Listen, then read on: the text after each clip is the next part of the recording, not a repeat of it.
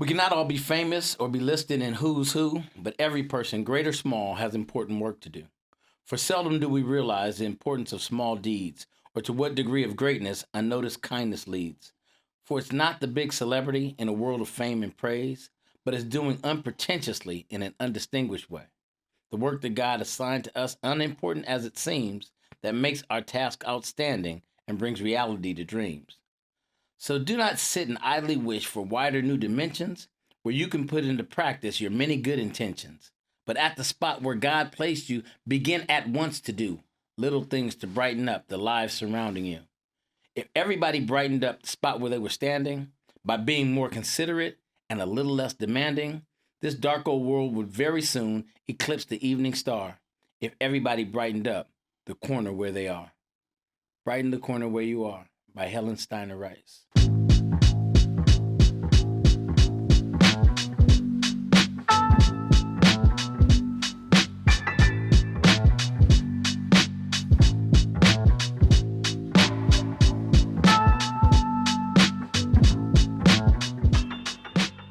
What's happening, folks? We back. I don't know how many episodes we're in, but we are having a great time talking to these dads. We're here on What Black Dads Think. And it's kind of funny how sometimes I'll share with somebody the name of our show, and they'll say, gosh, is it just for black dads? No. Black dads have thoughts that impact everybody. And so we're just sharing the thoughts. And we're providing a platform that often isn't given for black fathers to just kind of discuss what's on their mind. We strive to be raw and uncut. And we want to give a glimpse into not just the minds and the thoughts, but the ideas of what black fathers are doing. And we also want to encourage fathers of all races, creeds, colors, ages. It doesn't matter. We want to lock them in. I'm talking to one of my buddies today, dear friend of mine, my man, Mr. Fred Trahan. How you feeling, Treddy? Awesome, man. Awesome. Glad to be here today. Yeah. Can I call you Fat? You told me don't do that, man. It's actually Fred Anthony Trahan. So that's why. Yeah, I'm doing it today. But this is my guy. He's Myra's father. He is a community advocate, a mentor, a foster dad, I guess, right? All right. We'll talk a little bit about that. He's a business owner. And for 3 years running, this brother is the Compton City Santa Claus. Driving in the streets with the fire truck and going to the mayor's house, doing all kinds of cool stuff like that. So I think I hit it all, right? Yes. Okay, cool. I'm going to ask you to open this up. Do you remember how we met? Yes, of course. All right, give our folks a background in terms of how we got connected. So usually when I tell this story, he tells it a little different. So he was working for Pepsi. Yep. And he was supposed to do a front end display. It was on Figueroa. Nope. And Vernon. Was that Figueroa? Figueroa and Vernon. All right. Yeah. All right. I was going to tell it different. Figueroa and Vernon. I was working for Eagle Snacks, which was a Budweiser company on the chip side. Eagle Snacks used to be in the airplane, if you don't know what that is, with the peanuts. And he was about 20 minutes late building this display. And by the time he got there, I had my display up. In my spot. In the store spot. Keep it going, man. He was late. And so we just became friends since then, man. I don't know how long it's been, D. Yeah, I was trying to do some math, and I didn't have any kids, and it was about 2 years before I got married. So that would be like 89. No, Pepsi would be like 88. Yeah, it was a while back. Yeah, it's been a while, bro. It's been a while. And it's funny because you say you don't remember how it ended. But what I remembered is that as I walked in the store and I didn't have a spot, and then he put me in the back spot, and I was putting it up in the back spot, and I had said something, and you were just up there chirping, talking trash. I'm like, who is this dude, man? So then we went outside to the parking lot, and we were just talking, not to fight, but just, we went outside to the parking lot. We ended up talking for about 2 hours, and we've been fast friends since then. And one thing we talked about is our relationship with God, if I can remember correctly. Yep. And it was really, just an opportunity where, as I thought I was going to share my faith with somebody who didn't know the Lord, and actually we ended up talking to a brother in the Lord. And so it was a good time, man. He wanted to share the Lord with me. Thought I was going to give up my end cap. Possibly. Check this out, though, man. But you grew up in Inglewood, and it's funny because I didn't know a lot about you growing up in Inglewood until, after we became, years after we became friends, man. But what was your journey growing up, man? What was life like for you growing up? Rough. Okay. So I say rough, but sometimes God has a plan for you to understand other people and help other people. Mm-hmm. You just talked about what I do in life today, and the journey that I went through allows me to help and understand other people, okay, especially young kids. So, and I was just talking about this the other day to some kids, which I do all the time, is that I grew up in Inglewood and gang infested Inglewood, right? Mm-hmm. I worked in one area and I also lived in another area. So, All in Inglewood. all in Inglewood. Okay, gotcha. Because Prairie and Century was Harlem Crips. No, not Mhm. Harlem Crips. I'm sorry. That was on 39th and Dinker. Prairie and Century probably would have been some kind of Inglewood blood gang. Ramey or Crips. something. Not Oh, Ramey Crips. Yeah, it don't Ramey matter. It Crips. was some kind of Crip gang. Yeah, Go Ramey ahead. Crips. And Yeah, I grew all up right. in Inglewood, Mm-hmm. Inglewood family. Okay.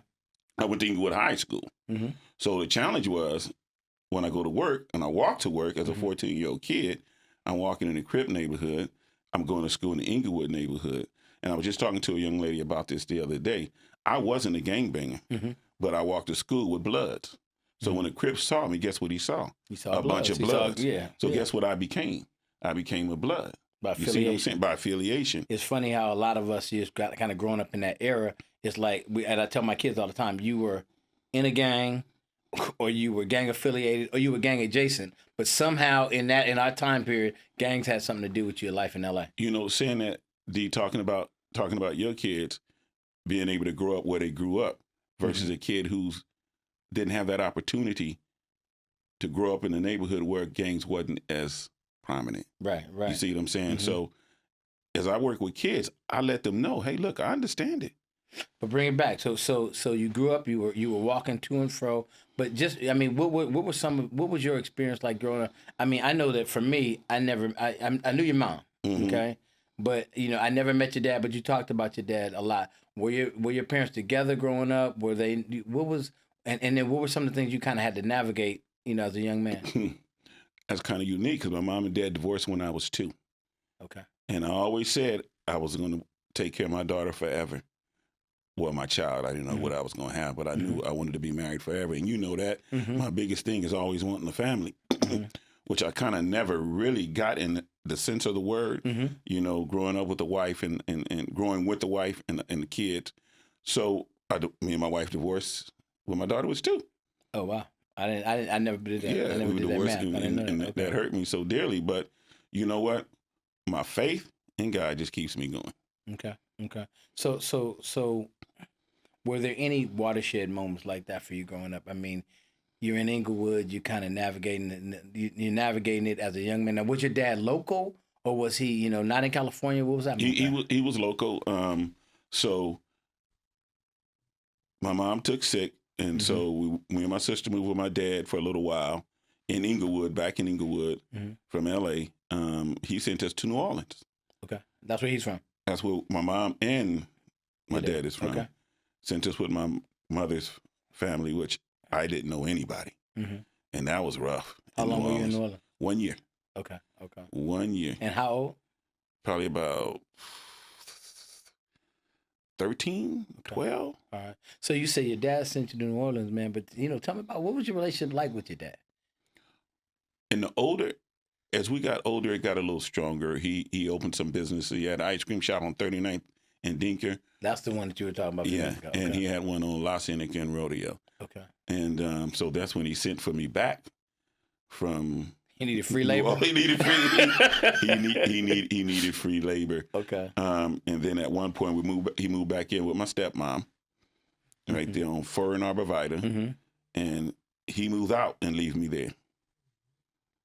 So the conversation that I'm thinking about is just this. He moved out, left you there. So back to when I said, what was your journey growing up? You kind of raised yourself. Yes. You have any brothers? Yes. Let me go back just a little bit. I think this is important. So then after that, in some piece right there, I moved with my dad on 99th and Prairie. And one day my mom was shipped to New Orleans. She came back living in a hotel. And one day he tells me to pack up my clothes. I was going to stay with my mom in a hotel, right? And I was always fearful of my dad. Okay. You know what I mean? So I'm sitting on the couch with this brown bag again. We can get into the brown bag in a minute. But he says, "You going to move with your mom?" I'm like, cool. So then I said, "You put me out. I need to man up." So I said, "Well, Dad, why are you putting me out?" He said, "I'm your dad. You're not my dad. I don't have to answer your question." So I went back and sat down. I thought about it. I said, you know what? I told him, I think you owe me an explanation. Now, how old were you, man? I'm going to say 13, 14, 15 maybe. And what was his response? I just don't want to be bothered. Don't want to be bothered with you. Yes.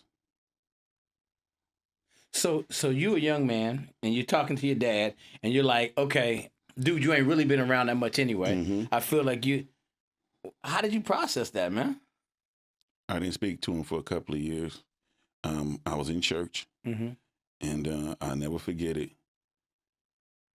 You know, I'm in church going well. God says, how can you consider yourself saved? However, he told me at that time. And you don't even talk to your own father.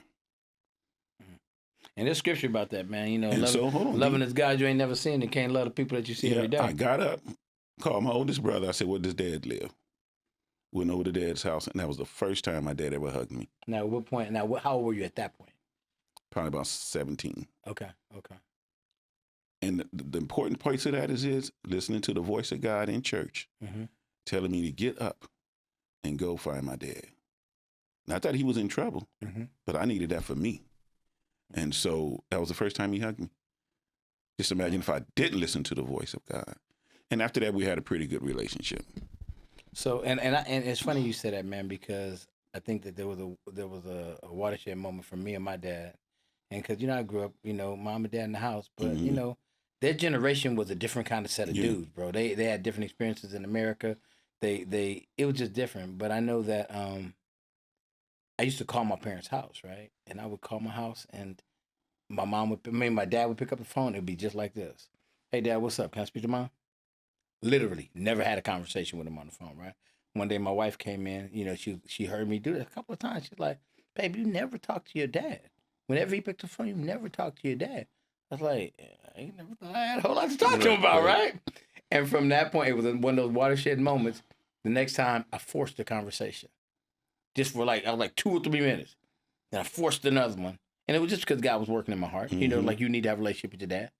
And then over time, by the time he passed, we had a strong relationship. Yeah. So, I get it, bro. I totally understand that, man. But go ahead. When my dad passed, he apologized.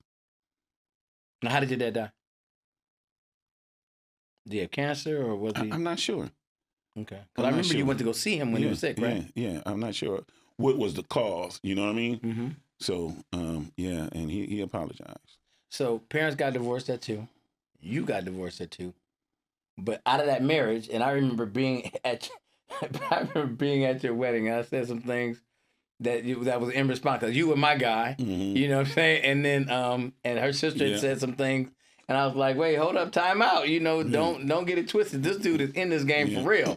He's not here to play games, right? But 2 years old, you got this baby, right? And she had a baby because Myra's really, really. Tell us about Myra, man, because I know that's your pride and joy. That's your heart. It, man. If it wasn't for her. And what we're doing in this portion of the show, we're primarily talking to dads with daughters. So we're talking about a lot of stuff. We're primarily talking to dads with daughters. So now this is an important piece too, I think. So divorced mom, and my time might be off. I think we might have separated at 2. She had Mara for 2 more years. I left. She became an alcoholic. I left, couldn't take it. I had a whole lot of guilt by leaving my daughter there.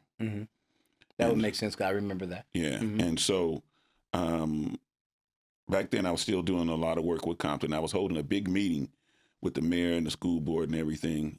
And Myra was going to say the Pledge of Allegiance, and her other friend was going to say it in Spanish. So how old was she? Like 4 or 5? About 4.5. Okay. All right, go ahead. And her mom, she wasn't in my custody. I had shared custody at the time. And she wasn't in my custody. Her mom was getting her hair done, got drunk, went home without my daughter's hair being done. So she actually, now at this point, I spent $20,000 on a lawyer trying to get full custody and wasn't successful. But I'm going to show you how God works. I guess I know it was God, but the way it happened, it was kind of challenging. But I was getting off of work. My daughter calls me on the phone because mom didn't get her hair done. Mom's in the house drunk. She had bit my daughter. Like literally with her teeth? Bit her with her teeth. Okay, keep going, bro. So she bit her with her teeth. So in the way when they were coming home from the lady who was doing her hair was half done because mom was drunk. Mm-hmm. The boyfriend gives in my house gives the boyfriend my daughter the phone. The boyfriend and my daughter calls me. I come to the house. My daughter's finna come out the house. I said no. Where's the boyfriend? He went down the street. He didn't want to have nothing to do with it. I talked to him. He said, man, just don't call the police. So I get to the house. He lets my daughter out. Mm-hmm. First, me and him had a beer. Mm-hmm. I bought him a beer. We had a beer and we talked. He said, man, just don't call the police. My daughter came out. I did not want to take my daughter without somebody giving her to me because I didn't want nobody to say I took her out the house. Mom was asleep. Because at that point, you didn't have custody. I had shared. Well, I had my visitation. Okay, gotcha. And we went around the corner to my godparents' house where we usually hang out to 2, 3 in the morning. Mm-hmm. And some of my friends were there, still there hanging out. And they finished their hair. And I had a decision to make. Do I call the police? Because I know she's going to get in trouble. Mm-hmm. She was a bus driver for LA Unified. And I eventually called the police. And Department of Children's Services got involved. And they sent my daughter to a forensic doctor. Okay. What's the bite. Physically, the bite. Oh, forgot. So they charged the mother with abuse. No, what's the word I'm looking for? It's higher than abuse. But I'll get the word in just a minute. Okay. So yeah, I remember pieces of that, but one of the things that I think that as I'm hearing this and I'm talking to a lot of young black fathers, your story is wild, but unfortunately it's not uncommon, right? What was it outside of just the Spirit of God just kind of directing you? Because you could have gone real sideways, man. Oh yeah, man. I'm gonna tell you something. I was going to court, and like I said, I paid a lawyer at least $20,000 just not divorce, just representing me in the custody with my daughter. And I'm gonna be honest with you, man. I could have killed her, my daughter, and burned down the house. That's where you were. That's where I was. Wow. Okay, so what kept you from? I mean, how did you manage that rage, man? Because it's a rage that wasn't just connected to where you were. It was a rage that goes all the way back to you seeing your parents separate at 2. Your dad telling you, yo, man, I don't feel like being bothered with you. Now you got this family that you've been hoping and praying for, and now this ain't what you was hoping and praying for, man. How did you manage that? Did you have people in your space? Did you have, did you just, go inside? What did you do, bro? Like you mentioned the people in my space, and that's why it's important who your friends are, too. It was a time in our life where I wouldn't call you. I know. I had to track you down. Because I was in a bad space. Mm-hmm. And sometimes people do that because they don't want to be responsible to nobody. Do you understand what I'm saying? I fully understand. It's so much easier for somebody to go left if they don't have to answer to nobody. Yeah. You see what I'm saying? I stopped going to church and just doing my own thing. Accountability is it goes both ways. It's a good thing because it strengthens you, mm-hmm. but it also it's scary. Yeah. Because now somebody's gonna say to you what you don't want to hear. They're gonna challenge you to do what you don't want to do. They're gonna talk about you in ways you don't agree with. Yeah. And so that was helpful. And I'm gonna just be honest with you, man. It's just my belief in God. Mm-hmm. Regardless how I live my life, mm-hmm. God runs it. That's how I know I'm wrong. Mm-hmm. Because I trust in God and believe in God. It's just that simple, man. When on my way over here, I was thinking about something. The work that I do, I shouldn't be doing right now. From what I say that, but then I guess I'm supposed to because I'm doing it. But my background, I shouldn't be in the position that I'm in. So that's a great transition. And I'm cutting you off initially because I don't want you to. I want to make sure that we transition correctly into this. Mm-hmm. So you said the work you should be doing, the work you're doing, you shouldn't be doing because you know your background. Okay, we talked about family background. What high school did you graduate? What college did you go to? No college. Yeah, what high school did you graduate from? No college. I just no high school. I just want to make sure that's clear, that folks understand those pieces, right? I am a high school dropout. Okay, all right. Now, high school dropout, never attended college. Never attended college. Okay, let's just real quickly about Myra. Tell me about Myra and what is Myra doing academically right now? In college. Okay. It wasn't a choice. Okay. It's not a choice for her to even get her master's. Mm-hmm. My little foster kid, it's not a choice. He's talking about high school. No, bro, we talking college. We talking above and beyond. Okay. And the thing is, people have to be given the opportunity. You understand what I'm saying? I truly didn't understand what it. They used to have a little black thing come on TV to raise money.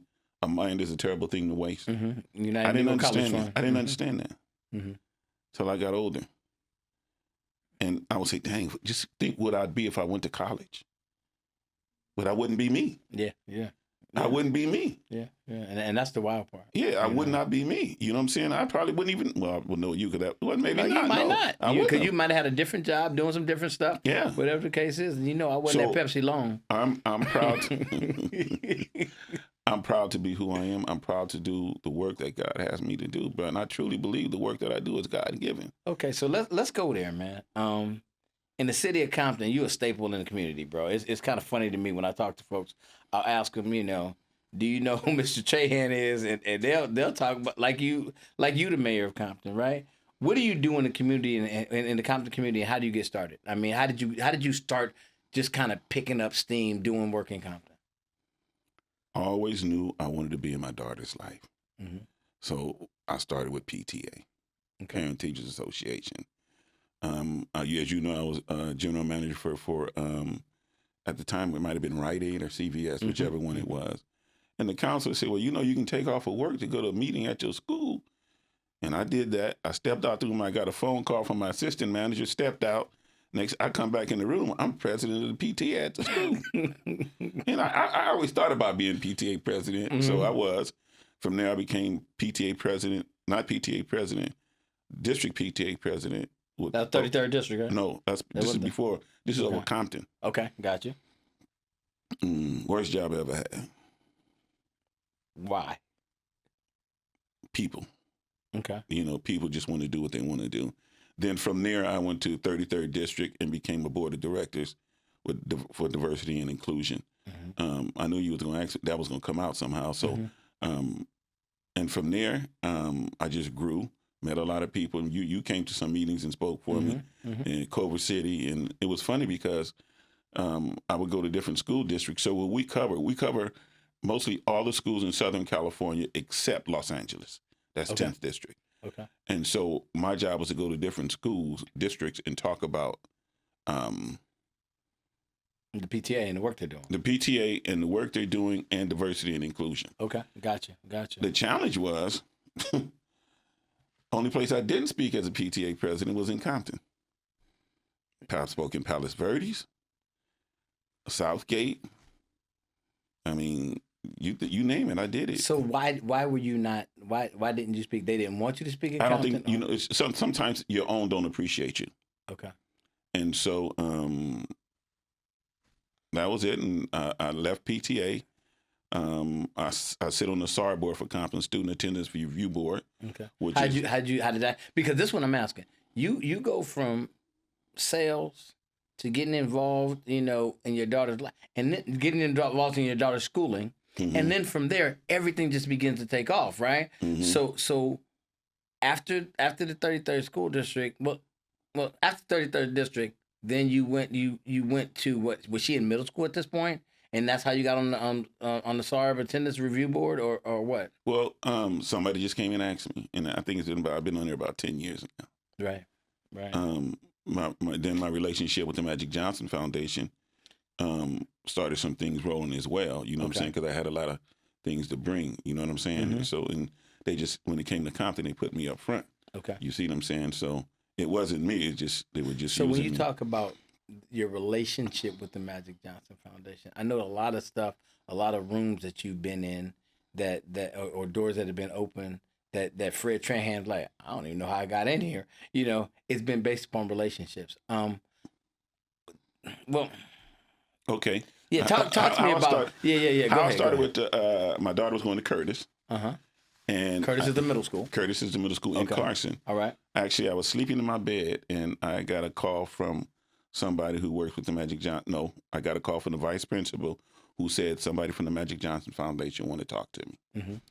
And because they wanted to get inside Compton, and it was hard for them to break into Compton. Okay. So that's where I came in, and we started there. So everything that they had, I brought to Compton. Even today, everything that I have, I'm bringing to Compton. So what are you doing right now in Compton? currently? But I mean, because we talked about the journey forward, but what are you doing right now, Compton? That's a hard question, D. What are some of the things that you're doing in Compton? We know you're Santa Claus. so, Yeah. so that's So- that's it. What are some other things that you're doing? in So, Compton? well, let's talk about Santa Claus. Okay. You know, it's a tiring job, but Why you you know, do it? Why do you do it? it's just what I'm supposed to do, man. No, you No. last year when we D. were having this conversation, you told me a little bit more than it's just what I'm supposed to do. D. You the said a first little bit more time- than that. The first time I played Santa Claus was at Caldwell Elementary, and I can show you the picture. Mhm. My daughter was in kindergarten, Okay. and I just been doing it ever since. But you said so that if she was in elementary school, that's almost 17 20 years, 17 Yeah. years. Okay, cool. But you said when we talked the other day, and I was talking. No, not the other day. I'm tripping. Whenever. We in April, May now. But when we talked a while back, I said specifically, man, why are you doing this? And we were, and you said something specifically about the families, the children. So what was? Talk to me about that part. of it. I don't know what I said to you that day, but and just for the sake of explaining, Mhm. I also do 12 days of Christmas besides the Christmas parade in Compton. I do so for 12 days. I ride in a sleigh with the fire department, the police department, and all that stuff too. So this year I'm going to ask my rich friends to donate some teddy bears. Did you donate last year? I did, and I'm not Okay. one of your rich friends, but yes, I did. So My you wife and I you did can donate donate. next year. And it's funny because when I'm in that sleigh, Mhm. people think I'm making them happy. Dude, I'm crying. The joy that those people bring me, because I see the joy on their faces. So I'm going back to my question: why do you do it? It's And just the reason why, let me just say this, Fred. The reason why I'm asking is because we're having conversations, and we got dads from everywhere, watching. Some dads are looking for purpose. Some dads are looking to make impact. Some dads are looking to fill voids in their life. Why do you think that you do this work? see, now you're getting deep. It's not me. It's not me. 99% of the people I know, I don't even want them to know I'm Santa Claus Mm-hmm. because it's not about me. Mm-hmm. You see what I'm saying? And I think I told you this. It is my God-given duty to do what I do. And I'm going to tell you something. I believe if I stop, God going to say, well, I'm done with you. And you gone. That's what I believe. So let me ask you this: as you talk about that, you said you believe that God has called you to do this, and one thing we didn't talk about is Fred and Friends, the birthday thing that you Mhm. do. You still do that? Well, You did it a couple years ago. Yes. You didn't do it Yes. last year, did you? that was 2 years ago. Yeah. Okay. I didn't cool. do it last year. Okay. Cool. So Fred and Friends, and it's just that's where you just kind of feed the community on your Yes. birthday. Yes. All right. So your birthday is for everybody else. Yes. I love it. I love it. Well, once again, it's better to give than to receive. It's better to give than to receive. Yeah. You had to think about that one. No, I just want to make sure I said it right. All right. So And I truly believe that, D. no. But that's how you've lived. And though. that's what I'm saying. That's how I get live my that. life. It's better to give than receive. But let's go back and we're talking about this whole like I'm sitting here and I'm thinking, you working in Compton, you're doing these things in the schools, you're doing these things in the community. You've kind of established yourself as a staple in this place, and let me just move on because it's so many Yeah, move thoughts. on. I'm But thinking. let me say this, Yeah. though, D. It's a story. Mm-hmm. Because we were going to talk about my kidney failure. That okay. So this is where I'm going with that. Mhm. Is that, and I thought it was like 2013, but I may have had a year wrong. When did that happen? Because it's longer than 2013. Probably about the first time I played Santa Claus, about 17, 18 years ago. Okay, cool. So because I was thinking, I was like, because you had the failure, Yeah. then you had a kidney, Yeah. then you lost Kidney was kidney. about 4 years ago, Okay. and it lasted about a year. So this major health challenge, bro. You could, when you said, God be like, I'm done with you, just move you on. You could have packed it up, man. You See, could have. Before you respond, I need to hear this. Talk to me, but talk to us about that health challenge. How did you navigate it, and how does it kind of fit into what you see yourself doing as a black father, bro? It was an opportunity. It was an opportunity. Now, we talked about me getting custody of my daughter after all that happened. Well, we didn't, but I got custody of my daughter. And, working in retail as a general manager takes a lot of time. Mm-hmm. So I remember coming out of Kaiser on Imperial when they told me I was going to have to do dialysis. One tear came down my eye. And I almost said, God, why me? I didn't. I said, God, better me than somebody else. And so the one thing they told me is I had to stop working.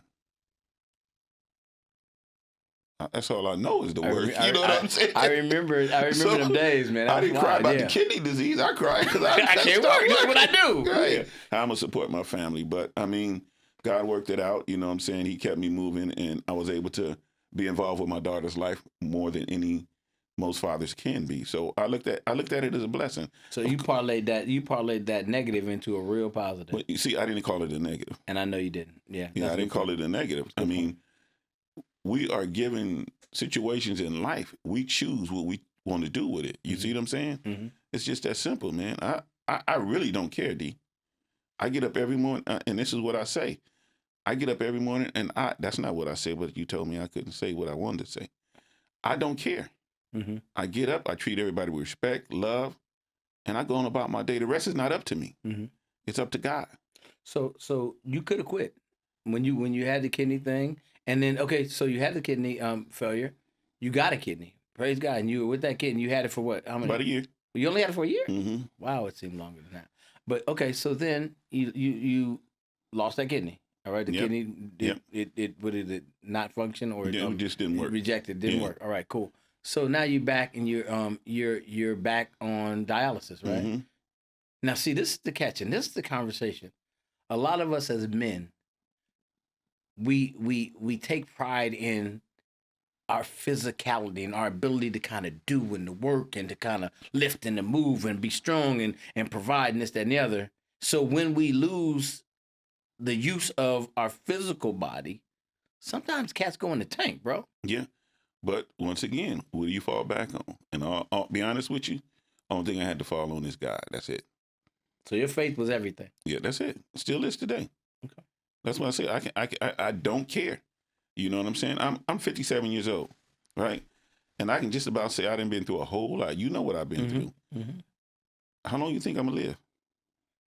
I don't know. I don't know how long I I'm mean, gonna live. Just get an average. 75. 75.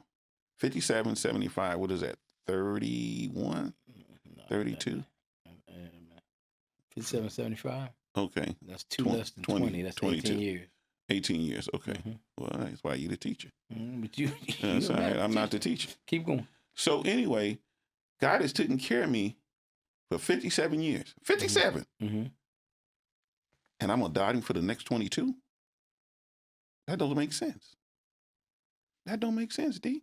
So you just confident that God going to keep you on this planet doing what you No, need to do? I'm not confident He's going to keep me on this planet. If listen, people say, oh, He woke me up this morning. I said, well, what if He didn't? Is He still God? Is He still good? Still sovereign. So I'm good either way. Yeah. But if He wake me up, I'm giving it 100%.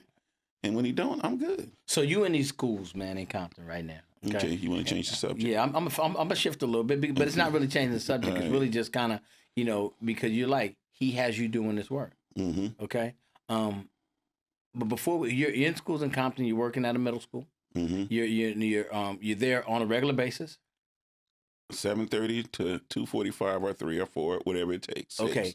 Are you an employee of the district? No, or you, never have been an employee of the district. So you're a contractor with the district. I'm not a contractor with the district. So you're a volunteer. I'm a volunteer. All right. So you volunteer in your time. Yeah. All right. Mm-hmm.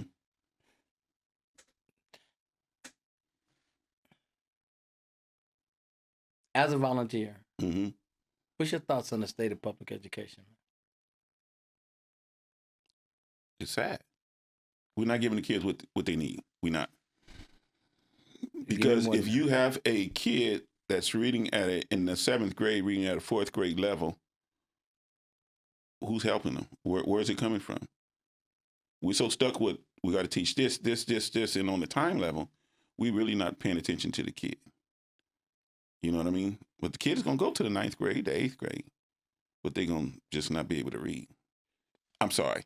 Somebody corrected me. They just won't be reading on grade level. I think I go with the first part. Because depending on, if you're not on grade level, you're probably not reading, right? So what do we do about that, man? I mean, we're sitting here. What should we do? What could we do and what should we do? Yeah. I mean, we should raise our voices, man. It should be an uproar. But an uproar ain't gonna teach a kid how to read. No, uproar is not going to teach a kid how to read. But when I say uproar, we got to get to the people who make the decisions on what we do in these schools. What Now, are we asking them to do? I don't want to know how we ask them, but you in that space, Fred. You've been in that space I'm for a long tell you time. this right What now. do we ask them for? When those kids came back from COVID, what kind of resources did we give them? There was money there. What kind of resources did we give them? We knew they were behind. They're still behind. Because when they came back, we didn't teach them, let's say if they were in the 4th and the 5th grade, we didn't go back to the 4th and the 5th grade. So they went to the 6th grade without getting the 4th and the 5th grade. So you think remediation is what we need to do? Yes, sir. We need to step back. We need to step back. Now, people would argue with you and say that all kids didn't need remediation. Look at the test scores. Look at the test scores. Okay, but what do test scores mean? Do test scores even mean anything? Well, that's the best way we use. It means a lot. If 2 + 2 is 4, and you're supposed to know that in the 4th grade and you don't, it means a lot. So you're not necessarily talking about test scores. You're talking about students' ability to perform. And the only reason I say that, Fred, is because I would argue every day that standardized testing is not for students, it's not for families, it's for districts. Okay, that's fine. And I don't fine. think you would disagree with that, right? If you in the 4th grade and don't know 2 and 2 is 4, and you get that wrong on the test, it is wrong. Okay. And you should be able to get that. You see what I'm saying? So test scores are showing our kids are not performing like they did 10, 15 years ago. Fair enough. So I don't think and I need to ask you again, so the solution looks like more schooling, or how do you, or is the problem with the schools? Is the problem from the community? Is the problem with it coming from home? How do we kind of deal with that? It's coming from all those pieces. Now, I remember after Katrina, there was a guy, I can't remember, I don't know if you gave me that book. He started a school. It could have been. Yeah. Well, anyway. Was it in New Orleans? It was in New Orleans. He started I didn't a give you that school. book. No, I didn't give you that. And in his book, he talked about test scores. Mm-hmm. And how the African-American students scored less Mm-hmm. than Latinos, then Caucasians, then Orientals. Mm-hmm. And then he put that with single-family homes. Mm-hmm. African-Americans have the highest percentage, then Latinos, then Caucasians, and then Orientals. So for me, We're going to be politically correct. Asians. Asians. All right, cool. Go ahead. Well, you know, I'm not. Hey, I'm just Okay, doing right. what I do. Go ahead, got man. you. So first, we need to start in the home. Mm-hmm. You know, like you said, I just got a foster kid. Every day, I'm coming home with homework. He know I hate homework to the point he'll tell me I got 6 pages. He looking at you laughing. Right. No, Okay. I'm not laughing. He laughing at me because he that's know what I'm mad. Mm-hmm. And so I think, dang, what But about frame this? for a second. Why are you mad about him getting 6 pages of homework? That's time I got to take away from my day. So you're saying that you need to make sure that he does his homework? Yes. Okay, I'm just clarifying Yeah, that's that. my job. Because sometimes parents don't feel like that. No, that's my job. You know, and I'm not. I think most parents feel like that, but there are some parents that feel like that's their job, school's their job. I don't have anything to do with it. and I You're saying get homework, but I'm still don't like it. Didn't like it then, don't like it now. Okay, go ahead. You see what I'm saying? So it starts from home. The way I put it like this, let's draw a circle, right? And let's fill it with water. No matter where you pop it, the water's going to leak. You see what I'm saying? So all those things you mentioned, if we're not on one accord for these children, it's going to leak, dude. If there's not a stable home, it's going to leak. Okay. If it's not stable education, it's going to leak. I said in the classroom, the teacher was teaching. I didn't understand it. And so I asked the class, do they understand it? They say no. But she was teaching. It's like, if a tree falls, does it make a sound? You're a philosopher now. If a teacher teach and nobody's understanding it, nobody's learning, is she teaching? See, I mean, that's an age-old question, and I agree with you, and I get your point. Let's take a step forward, back, or whatever. What's our role? So when I say our role, you know, the name of this show is What Black Dads Think. All right, and so you're a black dad that said, you know what, I want to be active in my child's life. I want to do some things, and you actually got busy. What does that look like for the typical, not just the black dad? What does it look like for the dad's involvement? Hold on, in the home and in the schools. What if you had a prescription and you're going to prescribe something for that? What would it look like? Commitment. What do you mean by that? Commitment. You just have to be committed to what you're doing. On my way up here, I was thinking about, like I said, I worked retail. We used to sell those Uggs. Mm-hmm. I don't know if they were called Uggs, their name, but they look just like the same Uggs everybody paying $50 for now. Mm-hmm. We couldn't sell them. 150, but I got you. We couldn't sell them for $1. Mm-hmm. But guess what? They kept putting them out. They kept putting them out. Commitment is the key. The commitment for me to do what I do in these schools is commitment, trust. That's what it is. I've heard people, I can't get into this school. You got a program you want to bring in for one time when you disappear?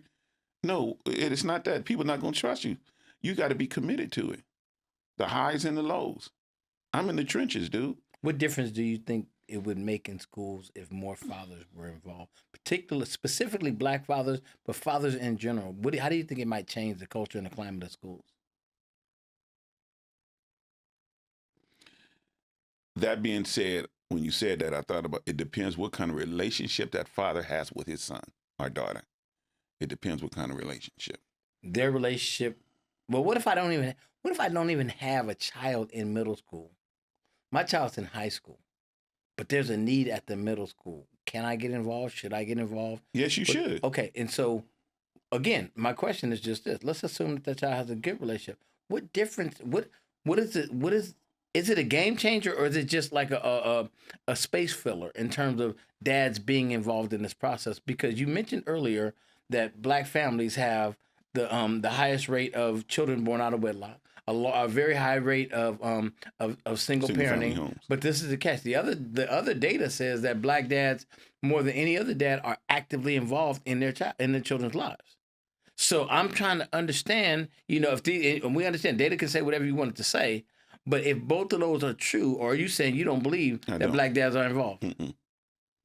Okay. No, not in the inner city.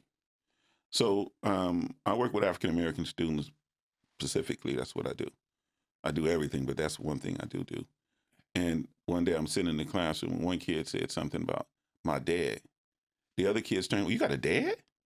Like that was something foreign. You know what I mean? Mm-hmm. So no, the kids I'm working with, the dads are not there. Okay. You know what I mean? They're not there. Is that unique to Compton? Excuse me? You think that's unique to Compton? No, I don't think it's unique to Compton. Okay. You think it's just an inner city thing? It's an inner city thing, most definitely. Okay. Why are dads not there then, bro? Once again, we allowed the devil to creep in. What do you mean? We allowed the devil. See, what I believe the Bible teaches us is that a mother and a father should raise that kid. Mm-hmm. So the devil creeped in and said, well, we just need one. And anytime you go against God, it's not going to work. But you tried that, man. You tried to establish this family. You tried to do this whole thing, and it went sideways. So are we saying that when families break up, because we understand best case scenario, two parent household, and parents working together to do this, but now we have a situation we're looking at where there's not two parents in the home, but dad is present, and my question to you still remains: what is the impact that you think dads can have, or that dads can have in schools or even in communities if they engage? Let me just back up a little. For me, present is not picking me up on the weekend and taking me away. That's not present. Present is me seeing you coming home as a man, as a leader of this household, and taking care of business in this family. What difference would it make? That's the question. It would make a whole lot of difference. So talk to me about that. We talked about relationships and being responsible to somebody. Okay. So when you're responsible, if you got a real man in your home and you're responsible, you come home with that F, it's not going to fly the same way it flies with your mama. Mm-hmm. Your mama probably just run off at the mouth. Mm-hmm. How many times I got to tell you? As many times as you going to tell me. Dad ain't going for that.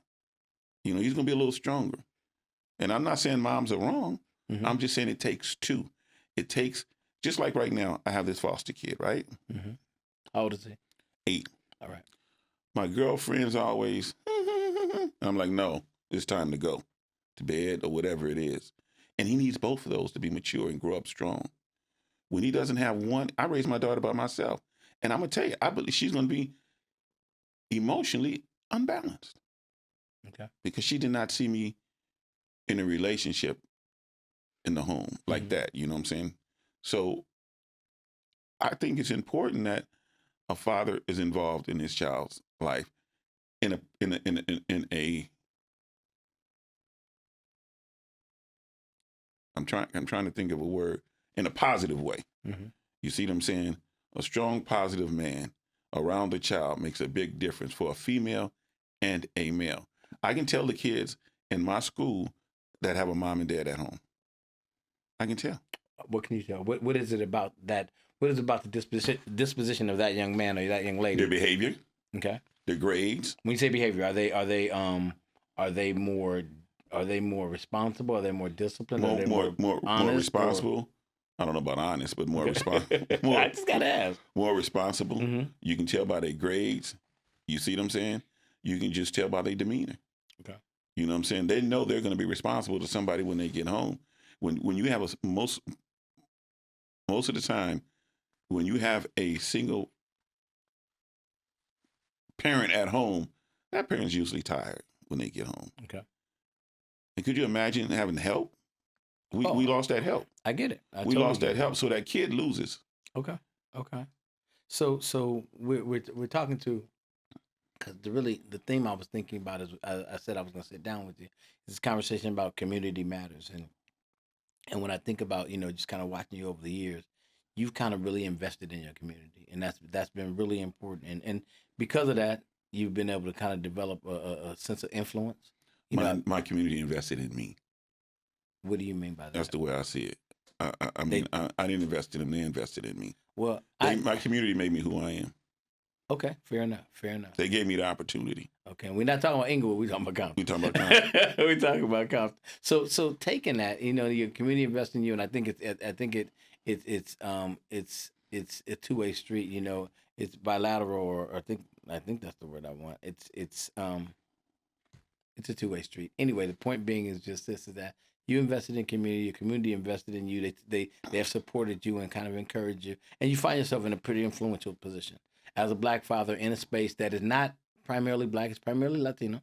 You are a voice and you are an advocate for Black young men and young, but you're also an advocate for Latino young men and young women. And so, what made me start when I got into the PTA, I wanted to make sure my daughter got what she needed. Mm-hmm. But then there were kids who didn't have a voice. And I'll never forget it. And this was a principal. The girl was smart.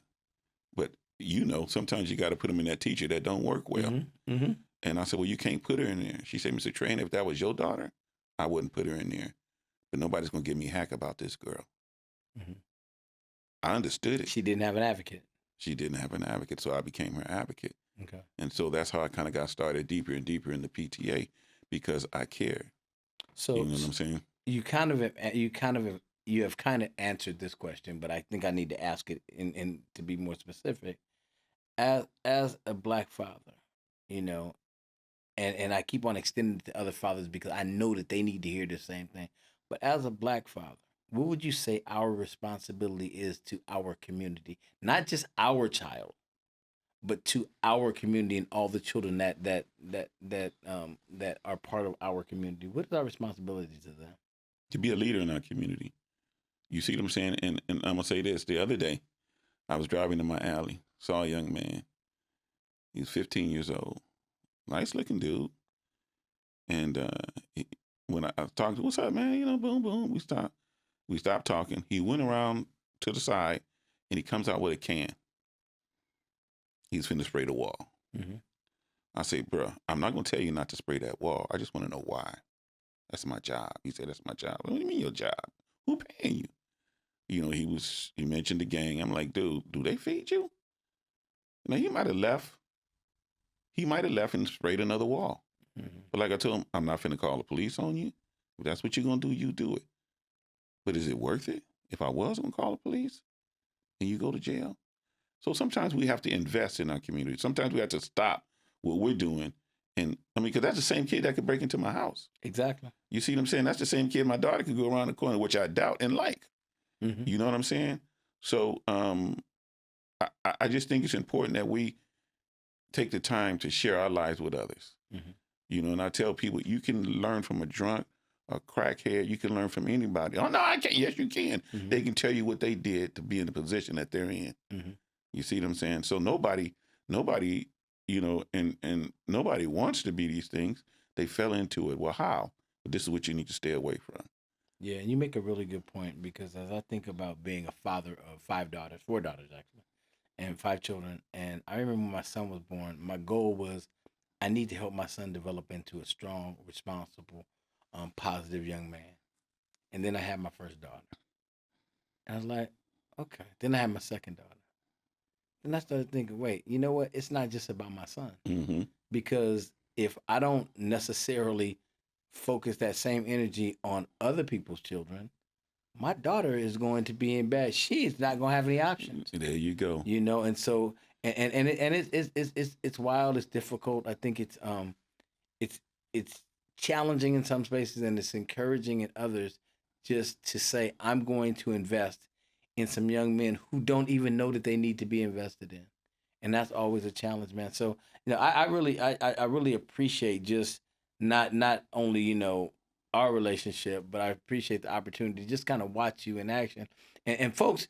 I'm kind of holding back on a lot of stuff that I know regarding just kind of how I see you interact with kids and the Talk stuff you've done. Well, no, because it's that's there's a lot of stuff you do, Fred, and you know that. I mean, too you much. know you Too much, brother. but you say too much on one hand, you say God has called you to do it Yeah, on the still other too hand. much. So yeah, so probably too much for one man, but Yeah, right. you're doing the thing, right? So as we think in terms of our daughters and we think in terms of us working with other people's children and us helping to committing to our community, committing to other young men, we think in terms of when we look at our baby girls, what do we see, right? I'm gonna give you 3 words, and I want you to think in terms of your daughter, and I want you to just kind of speak to me in terms of which word resonates with you, and then I'm gonna ask you a question as it relates to that. The first word is girls. The second word is grit, and the third word is grace. Pick one of those words. Grit. Grit. All right, cool. You say grit. I say, how have you intentionally modeled masculinity and manhood before Myra and equipped her to become a strong yet gracious woman? Need me to repeat that? Yeah. Give me time to think. All right. How have you intentionally modeled masculinity and manhood before Myra and equipped her to become a strong yet gracious woman? Hmm.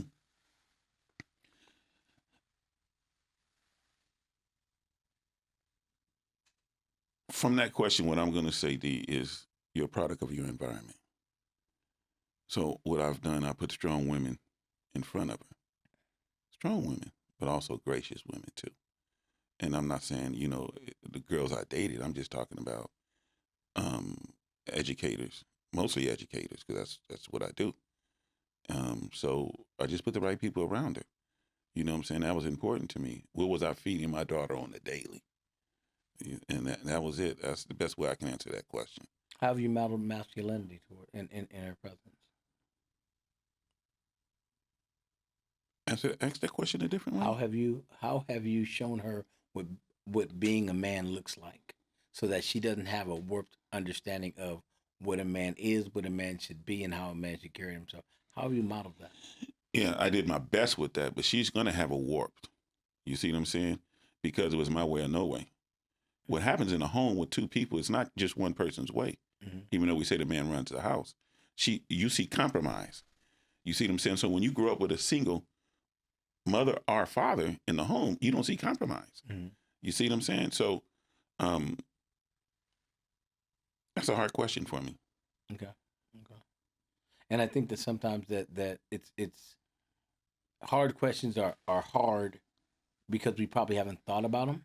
Hmm. But as we have take opportunities to think about it, and I would challenge even our listeners to kind of begin to think about those things. How am I modeling masculinity before my daughters?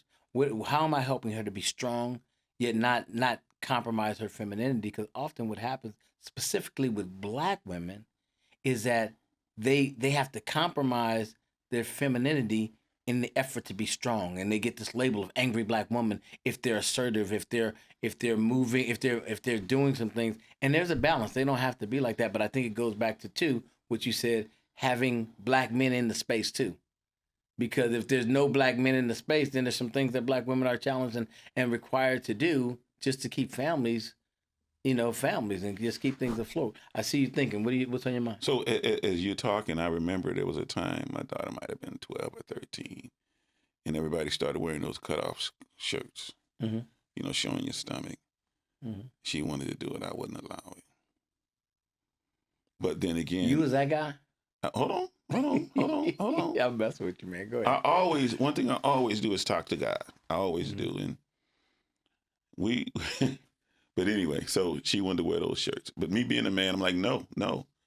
But every time I turn around, I saw nice looking young ladies, wearing nice clothes. So I had to, I want to say give in. I just had to change my thought Mm-hmm. because I wanted her to be strong and yet feminine. Mm-hmm. You see what I'm saying? So,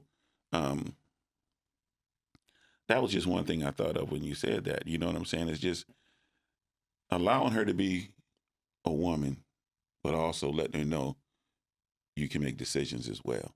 You see what I'm saying? And one thing I taught her is that you can always talk to me. If I say no, you can always come talk. It still might be no, but I taught her to talk and defend herself. Don't cry. You can cry if you want to, but I'm just saying crying is not going to get you anything. Mm-hmm. But having a conversation with somebody will. Okay. So, So we spend a lot of time, man, just kind of talking about what this black dad thinks, and I know that we probably could spend more time. I'm really encouraged with your commitment. In spite, and this is, I always say, people make excuses for why they can't do certain things, and the commitments that you've made have been in spite of a divorce, in spite of how you've been raised, in spite of your health challenges, in spite of a variety of different things. You said, this is what God has called me to do, and I need to commit to this, and I really appreciate that. Um, as we close this down, what advice, just kind of based upon the lessons that you've learned in life, what's one or two pieces of advice that you would give to young fathers of girls right now? pick the right mate. Okay. Pick the right mate. Plan your life. You know what I mean? Plan your life and communicate. And that's just with your kid. I had a kid come up to me the other day. And it was funny because this kid doesn't come up to me. And it was the morning. She came up to me. She started crying. She said, "Can I talk to you?" And I said, "Yeah." I said, "What's wrong?" And she breaks down. She said, my mom and dad are going to get a divorce. And that kind of hurt me because, I've been through all that. You know what I mean? And so now, I check on her every day. And she's become a friend of mine. But the thing is, we don't communicate with the kids. Here's the issue with that. Mom and dad may be 40 years old going through a divorce. Adults can think. A child 13 don't know what to think about that. Mm-hmm. But yet we tell them it's none of their business. But it's going to affect them the most. See what I'm saying? So you got to communicate with your child. You got to let them know what's going on. You know what I'm saying? So I'm gonna make sure I understand. 'Cause first you said pick the right mate, but I think that would be before they became fathers.